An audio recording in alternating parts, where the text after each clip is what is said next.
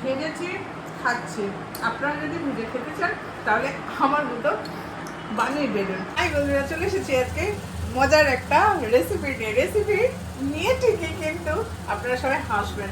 এই দেখুন, এই মাখাটা কিসের জানেন? মাংসের ঝোলের আলু ছিল, বুঝছেন? মাংসের ঝোলটা কেউ খায়নি, আলুগুলো ছিল, তো আলুগুলো ফেলে দিয়ে লাভ নেই, আলুগুলোর এখন খুব গায়ে লাগে। তো সেই জন্য এই আলুগুলোকে দিয়ে আমি একটা স্ন্যাক্স বানিয়ে দিচ্ছি। জাস্ট এই আলুতে দেওয়া হয়েছে বেসন, দেওয়া হয়েছে চাল গুঁড়ো, দেওয়া হয়েছে কর্নফ্লাওয়ার, দেওয়া হয়েছে আদা, জিরে, ধনে, লঙ্কা, গোলমরিচ দিয়ে মাখা হয়েছে শক্ত শক্ত করে, এবং সেটা নরম মাখলে হবে না।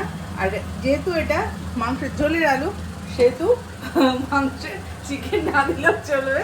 আপনারা বলবেন রত্না কি আরম্ভ করেছে, না সেটা না। দেখুন কি সুন্দর হয়েছে স্ন্যাক্সগুলো, দেখুন কড়া করে। দুবার যে কোনো স্ন্যাক্স আপনাদের আমি বলেই দিয়েছি, দুবার ভাজবেন। এই একবার ভাজা হয়েছে, তুলে নেব, তারপর আবার একবার ভেজে নেবেন, তাহলে খুব মুচমুচে হবে। আর এটাকে আরও সুন্দর করা যায়, যেহেতু ঘরে খাবো সেজন্য করে নিই আরও সুন্দরভাবে, আরও বেশ ভালোভাবে করা যায়। এই বিস্কুট গুঁড়ো ডিম ঠিম দিয়ে, কিন্তু আজকে বৃহস্পতিবার ডিম খাওয়া যাবে না, তো সেই কারণে নর্মালি খুব সুন্দর হয়েছে। দেখুন দেখতে খুব সুন্দর লাগছে। দেখেছেন মাংসের ঝোলের আলুগুলো, এগুলো সেদ্ধ করে নিয়ে কীরকম অবস্থা, বুঝতে পারছেন আমার? তো এগুলো একবার ভেজে নিই সেকেন্ড বার ভাজবো। তো আবার পটেটো ফিঙ্গার এটা দেখে নিন কেমন করে ভাজতে, আমার কত সুন্দর হয়েছে। মাংসের ঝোলটা খাবে না কেউ, ফেলে দিয়েছি। তো আলুগুলো নিয়ে কী করবো, ফেলে দেবো, তাই আলুগুলো চটকে তাতে মশলা দিয়ে আপনারা এতে আরও অনেক কিছু মেশাতে পারেন, যেমন পেঁয়াজ, লঙ্কা, এগুলো মেশাতে পারেন। তো সেই জায়গা থেকে মিশিয়ে খেতে পারেন, টেস্টি করতে পারেন, কোনো অসুবিধা হবে না। তো আমি আজকে নিরামিষ বলে এটা নিরামিষভাবেই তৈরি করেছি, যদিও এটা মাংসের ঝোলের আলু, মনে রাখবেন নিরামিষ। তো না, টাটা করলে হবে না।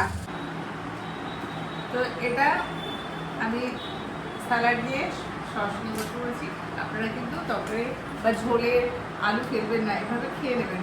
আর এটাকে টেস্টি বানাতে গেলে আপনারা আবার এখানে পেঁয়াজ, রসুন অ্যাড করতে পারেন, সঙ্গে যা ইচ্ছা মিশিয়ে এটা বানাতে পারেন। আমি খুব সহজভাবে নর্মাল একদম যাতে নষ্ট না হয় সেই জন্য করে খাচ্ছি। তো আপনারাও এটা এইভাবে খেতে পারেন। ভেঙে আপনাদের দেখিয়ে দিলাম কত সুন্দর হয়েছে। এই দেখুন একদম নরমই হয়েছে, উপরটা কিন্তু ভীষণ খড়খড়ে হয়েছে। দেখবেন, আওয়াজেই শুনতে পাচ্ছেন।